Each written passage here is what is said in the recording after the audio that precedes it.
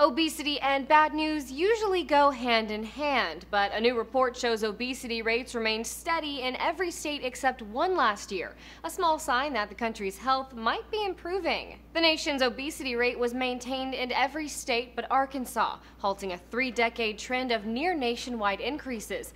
That's according to a report from the Trust for America's Health and the Robert Wood Johnson Foundation. ABC points out that this study, along with others, suggests the obesity epidemic might actually be slowing down. In 2005, every state but Colorado experienced an increase in obesity rates. In 2008, rates increased in 37 states. In 2010, rates increased in 28 states. By 2011, rates increased in 16 states. A member of the Robert Wood Johnson Foundation attributes this decrease to policies that have encouraged people to become more active and eat healthier, like putting calories on menus, limiting trans fats, and instituting bike share programs. But here's the kicker. This report also found that every state has adult obesity rates above 20%, and in 13 states that percentage jumps to 30%, mirroring a report recently published by the CDC which found at least 30% of adults were obese in 13 states last year. Louisiana and Mississippi both led that list with their obesity rates reaching nearly 35%. So what do all these numbers mean?